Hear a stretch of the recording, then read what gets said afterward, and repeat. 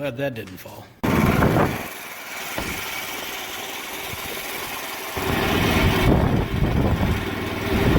Alright. A little out of frame because of lack of room in the garage here. But I got the little trencher pushed in the garage.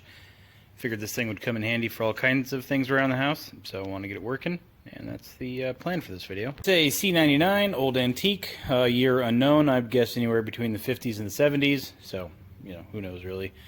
I do need to call Ditch Witch about some parts and an operator's manuals. When I talk to them, I'll ask them the year, but I doubt they have an exact year, just years they were made for. It's an electric start version, which, according to the internet, some people like, some people don't like. I like it, but, you know, who knows. First thing I want to do is get that battery out of there, get a new one in, see if the engine will turn over on its own. I know the engine's not seized, but I don't know if that starter works, so we'll take it from there. Alright, battery's connected. We're going to check for spark while we're here. Okay, for some silly reason it uses a 7/8 spark plug. 7/8 spark plug wrench, but obviously that worked.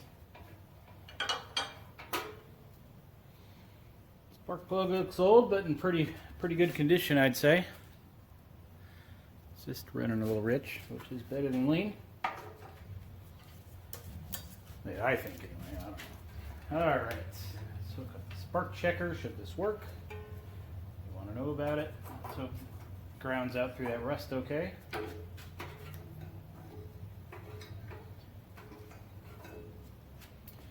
Alright, it uses a negative side to engage the starter solenoid, which is a little odd. You don't usually see that. It doesn't really make a difference. So, I could check this out more if I wanted, but I don't. Alright, I'm going to do this.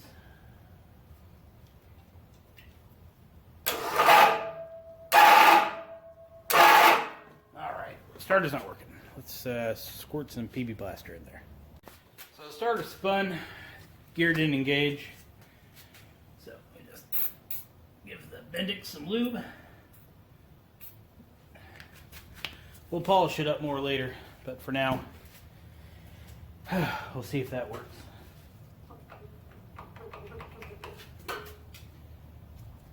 All right, let's do this.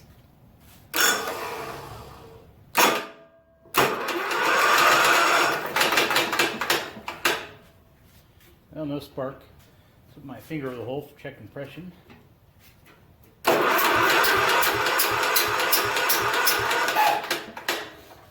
that's definitely got some, no doubt about that. And it doesn't sound half bad.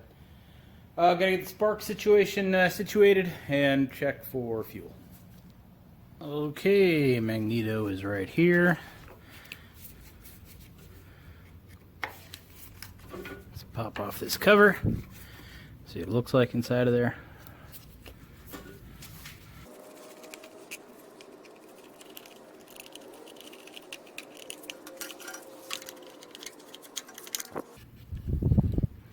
The gasket's in pretty good shape.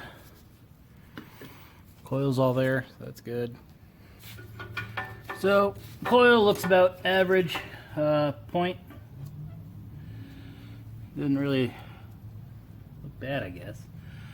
Put some sandpaper through there, see if we can't clean it up, make it spark. Alright, I have a 600 grit points file here. I'm going to open up that point. Move it back and forth a couple of times. Hope it cleans it off halfway decent. Now, a lot of people are going to say that this is just a band-aid. To get it working, it may not last. And for the most part, they're right. If this doesn't work, I should still buy new points for it, but this will at least work for right now. So that should do it. As far as cleaning the point goes, it really doesn't need much. At least, I don't think. Yeah, it looks halfway decent. Alright, let's see if we'd got anything. That was pretty easy. So we're around to this carburetor. I'm just going to soak it in some carb cleaner and hope for the best.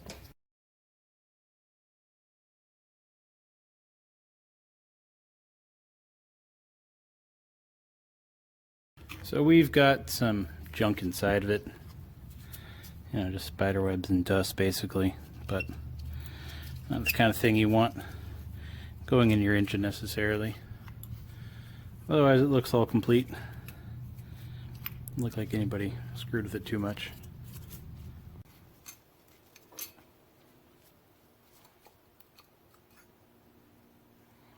And looks like saltwater sediment inside of there. Gasket's falling apart. Floats are kind of screwy. Valve and seat pretty rusty. Doesn't look like it's going to be doing any much anyway. Looks like we got some rust going into the car body too. So I'll order a rebuild kit for it, get some new floats, get a new seat. Granted, I could just clean it and put it back together and it'd probably be fine. Problem is, the gasket's all tore up too, so unless I feel like making a new gasket for it, which I don't, I'm gonna need parts. Well, there's the valve. It fell right out, so it's probably not as bad as I thought. But still need a gasket.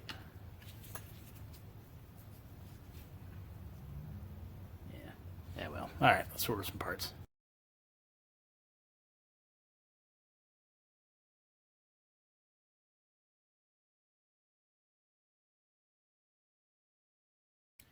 Alright, I've had the carburetor soaking in this carb clean bucket for a while. Take it on out of here, get it cleaned up, let it dry.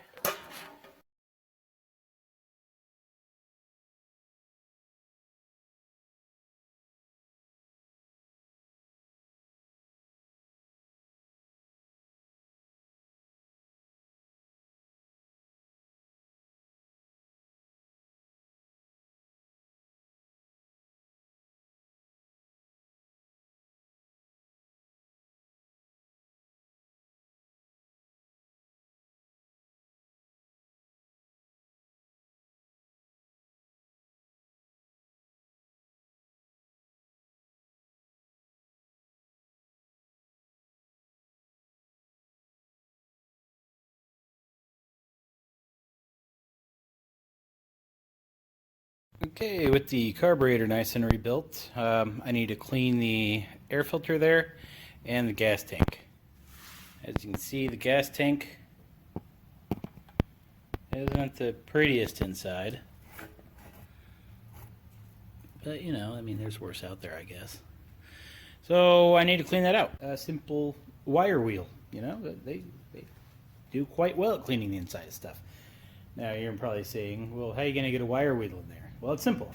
I'm going to cut along this weld, clean it out, and weld it back together. Nah, I'm kidding. I'm going to get in there with a little wire wheel cut brush. One of these bad boys. Now you may be asking, how are you getting that in there? Well, I scoured the local hardware stores until I found one with a little hex drive on the end, and that's all I should need. That, of course, a drill, and a long little extension. So let's see how well this works. Look at that bad boy. And it just fits.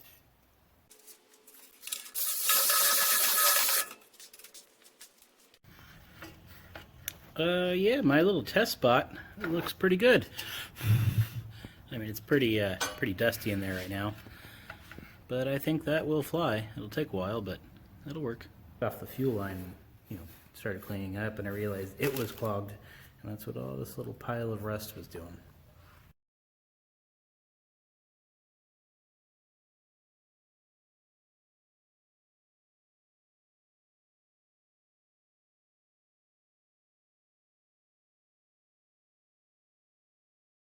And I broke it. So I've made a gasket followed by a little pinch of aviation foreman gasket material just to kind of hold it in place.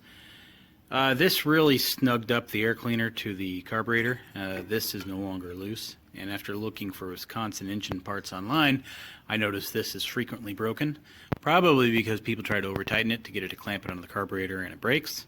So a little strip of gasket material and tightened it right up. Worked pretty well. So I'm going to take the air cleaner off, clean it while I wait for a new fuel strainer. It should be here today or tomorrow,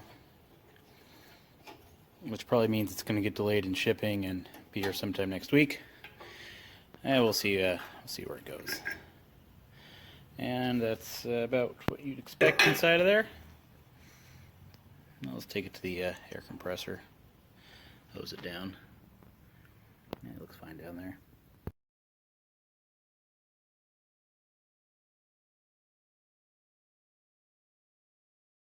So the throttle cable originally ran through here, crossed through here, and just went straight to the carburetor. So here it is, so I can kind of give you an example, just like that. Now my issue, this is connected to the frame, ground, this is the positive. So I'd never liked the idea of it being that close.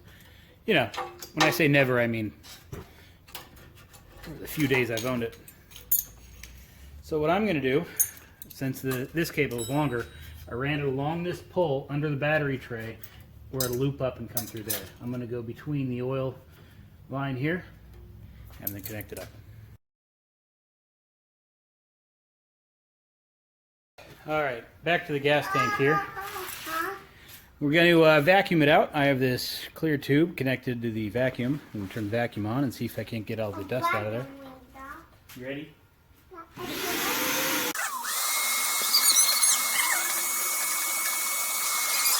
So, not perfect, but for the most part, it ain't bad.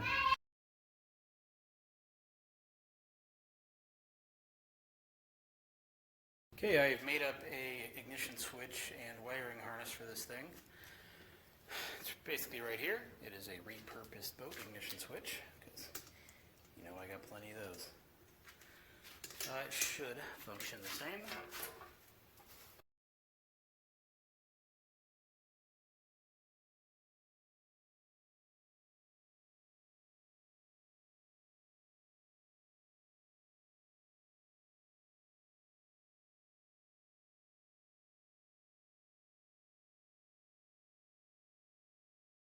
Alright, a little bit of gas in here.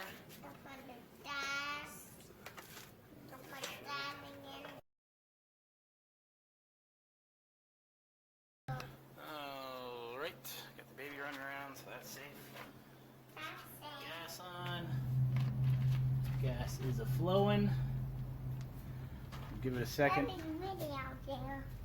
Pump up into the carburetor. I don't know how long it'll take. Shouldn't take very long. Oh yeah?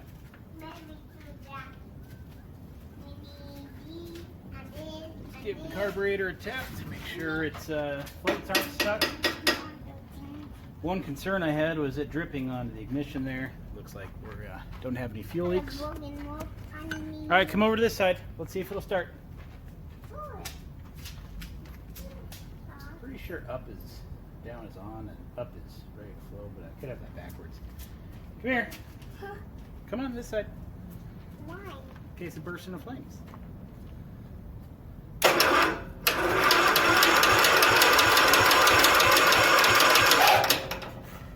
No. Nothing yet. Let's get a little gas.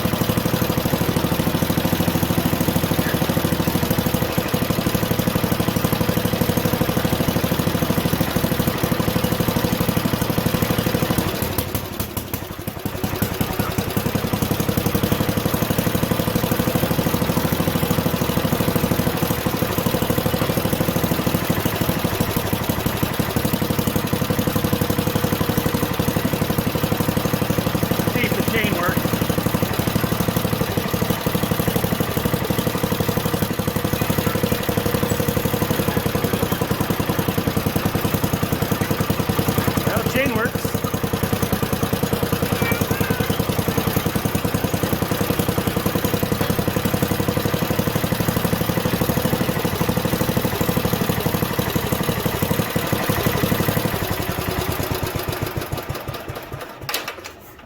Definitely runs.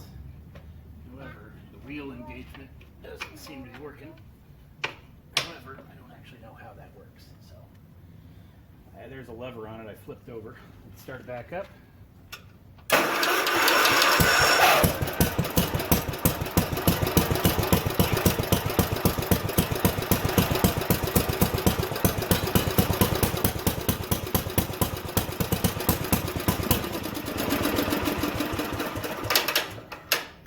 I was able to get it running halfway decently, but the self-propelled feature of it, that doesn't work at all. So I'm attempting to take this apart and see what's going on. Those little pliers, they were getting that off.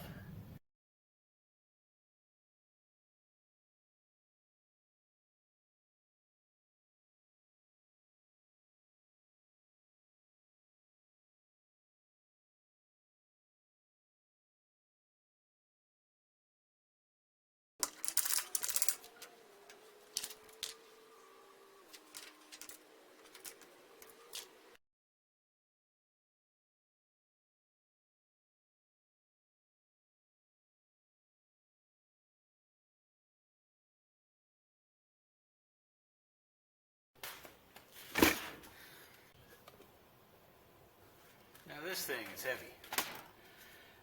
Best I can tell the way it works, this is a planetary gear reduction. So as this spins, there's an inner shaft that has a 9-to-1 reduction, which then spins this. This is engaged onto this axle. So this is basically driving this, and this is what engages and disengages. This lever here, this little tab, engages onto the frame of the thing for reverse, I think, or forward, I don't know which. And there is another one internally, right here, that engages into the little teeth inside of this outer, I don't know, orbiting system, I don't know what you call it. So the shifter is basically this lever, forward and back. And the only real problem I can see is that these don't engage outside, thus onto the frame, or inside into there. So the plan is to plop this gear assembly off, see if we can see anything weird with the shifter.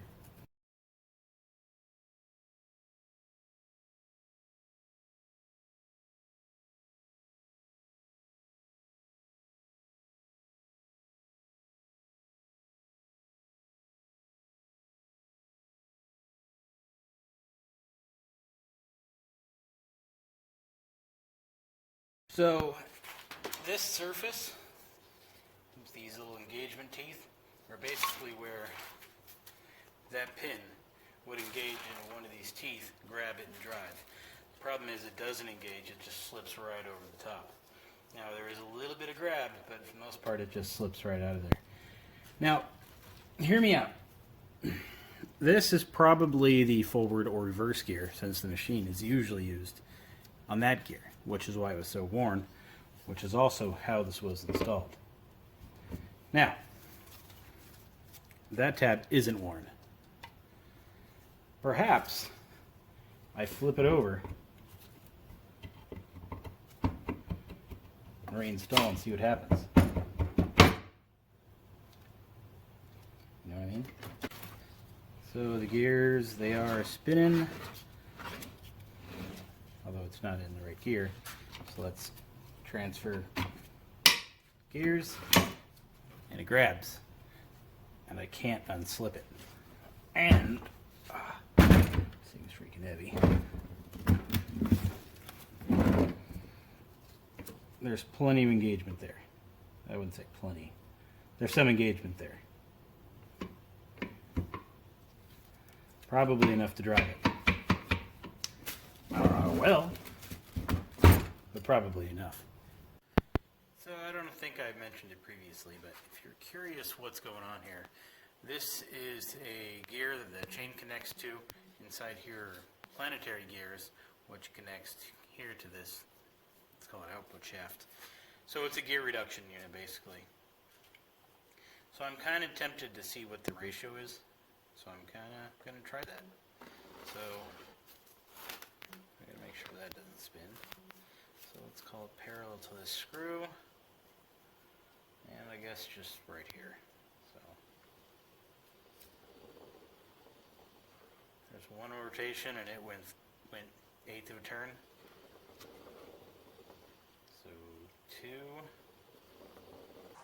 3, 4, 5, 6, 7, 8, 9, 10, 11, 12, 13, 14,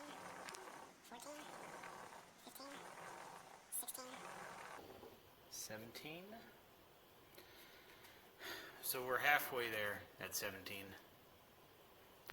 So obviously 17, I don't want to go the whole way around with this, but you know, 17 times 2, because I only had half, 34. So 34 to 1 gear reduction. That is a lot. That's kind of incredible. Anyway, let's get this thing back together.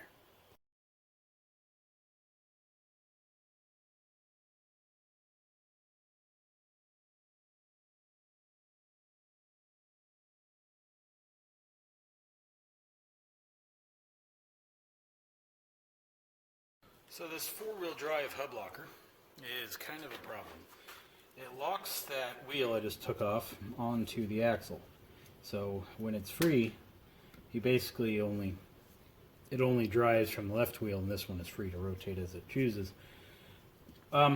If you have any understanding of a differential, how it works, you could kind of see why having both wheels locked is an issue when it comes to turning.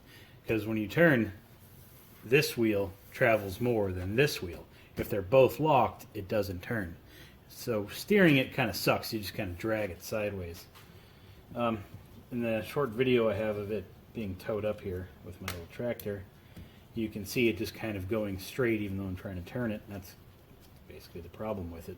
It's kind of like welding your car's differential together. You know, every turn you make, you kind of skip the tires on the pavement. But it doesn't get stuck in the sand, so that's good. Unless you're trying to make turns. So I'm going to try to take this apart, try to fix it.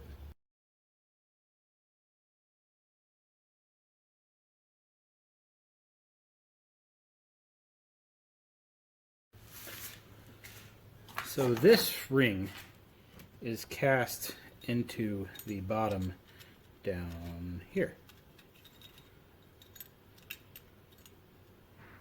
You then have this little bearing assembly.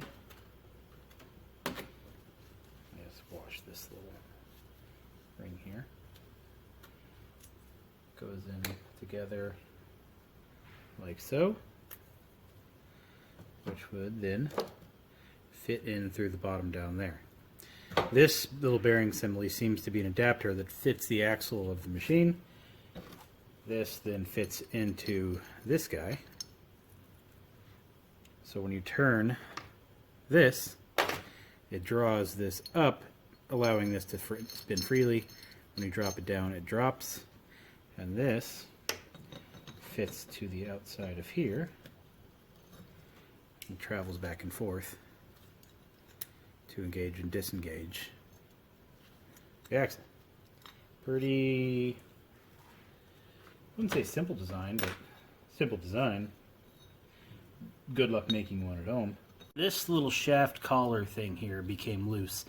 It allowed this to push out more, thus forcing the axle forward. When that happened, I think it broke that little bearing retaining plate inside of that hub, pushing everything forward, making it always engaged, regardless of locked or unlocked. So by this now being fixed and in its proper spot, we shouldn't have that problem anymore. And that little retainer shouldn't really do much except keep that little hub adapter in one spot. I'm going to put it back together and hope it works, but you never know.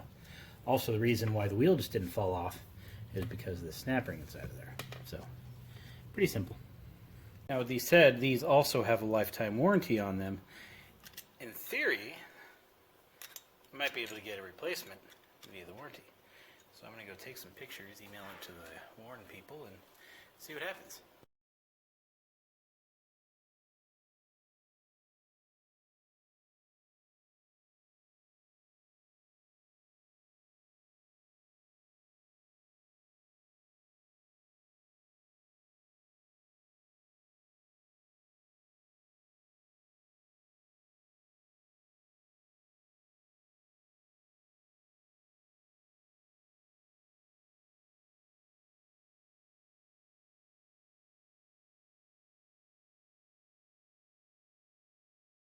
Well, so far so good.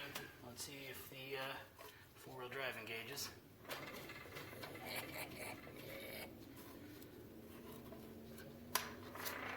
Look at that.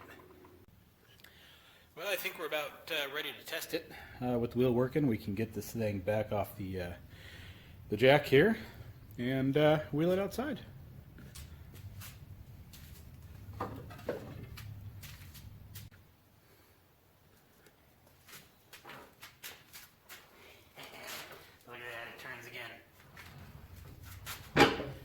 Oh, that's better.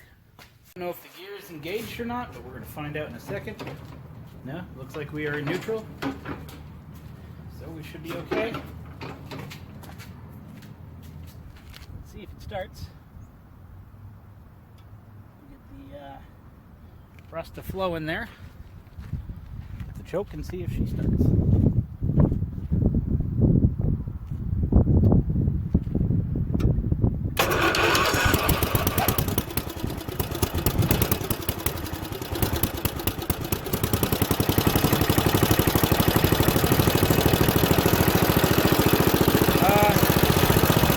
Test out the gear first, make sure it's going to drive itself.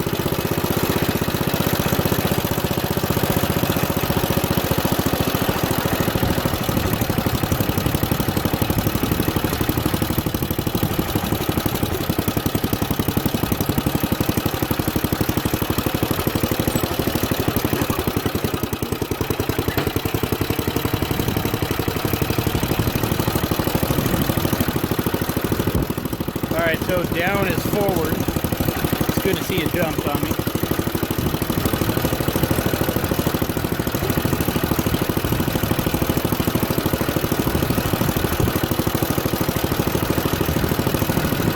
Alright, it's in neutral, so I'll lock the wheel.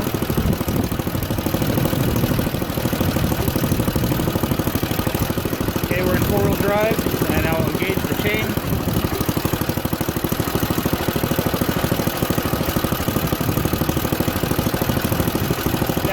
The belt down, it should start digging.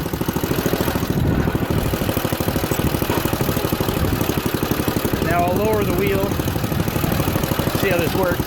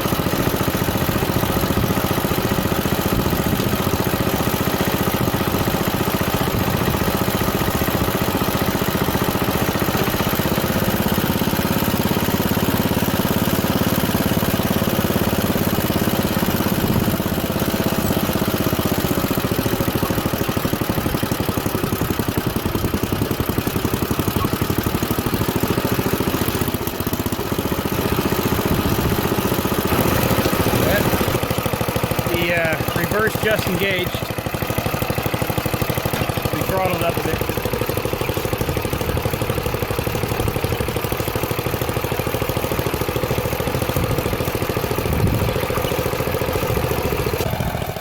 So it doesn't quite go in a straight line. I think I know why though. Probably because that tire is flat. Probably get a new one. Let's put this thing away, turn around, put it in forward and see how fast it can drive itself to its parking spot.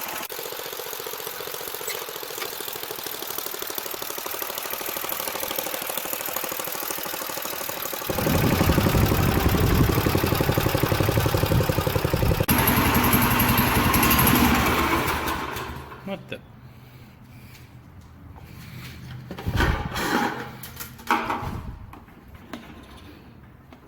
Obviously I can't see the gas, but I don't hear any gas. So I guess I'll fill that hole in a bit later. Here's a couple of things that I think I was a little here's a couple of things I was a little naive at when I first decided I wanted a trencher. I figured if it needed a motor or didn't have a motor, I could simply throw a Predator motor on there and call it a day. However, see that gear reduction box? Good luck getting a Predator motor with one of those on it. That's the first problem. And you can't take this one off because it's kind of built onto the crank. This will stay onto that motor. The second problem, let's say you did get an engine, did get a gearbox. Where are you gonna find one with a shaft that long to support the 3 pulleys? After you got that figured out, cool. But what's that gonna cost? $500 for a motor, $400 for whatever this thing is, and then you still have just an old antique trencher. Now let's say you got your new motor and you come to find out that your planetary gear little train here doesn't work. Then you're kind of screwed because good luck finding another one of these. Let's say your shifter broke. Well, you can buy those new. You're not going to want to pay for it though. They're expensive. Let's say your carburetor, just like mine, has a bad shaft here and it's throwing off the idle air mixture. Well, you better leave it alone because you're not going to really want to afford a new one of these. The carburetor right here, you can see a little bit of gas coming out. That's because that is stripped as well. This carburetor really needs to be replaced. I'll keep my eye out for one, but for the most part, it needs to get replaced. And the ones I look at for sale on eBay, I mean, they're dirt cheap, but they are just as junky as this one. Gas tank, they're all rusty, so good luck on that. I guess what I'm getting at here is everything on this trencher is kind of unique to this trencher. And when you want to start replacing parts, it's going to be difficult, if not possible, if not just very, very expensive. I suppose if you needed a new drive system and a new motor, you might be better off going to a hydraulic system because you might be able to get the same kind of gear reduction. Speaking of gear reduction, let's talk about that for a second. From the motor, we have a gear reduction unit, and then we go to small pulley connected to a big pulley. There's another gear reduction. Then we have a little, well, it's not a pulley, but a little gear down there connected to a big gear. Another gear reduction. And then that unit itself is a gear reducer. Get one of these, make sure it's complete and probably repairable. I think you're going to have a very tough time if you need to start hunting down parts. Like this starter even. I wanted to get another one. I don't know where I'm going to get another one. Buy new tires for it. I'll change the oil, grease all the fittings. Yeah, it's pretty much all it really needs, honestly. Now, where did I get this thing? Well, my buddy Jack, he knows everybody. I said, Jack, find me a trencher. And a few short months later, Brandon, here's your trencher. And that's how this arrived. And, you know, it really upped my equipment collection. So now I have that little bulldozer tractor thing, and now I have a trencher. So I'll see what kind of goodies I get next. Hope you enjoyed my trencher video. I gotta get back to drywalling now, so I will see you all next video.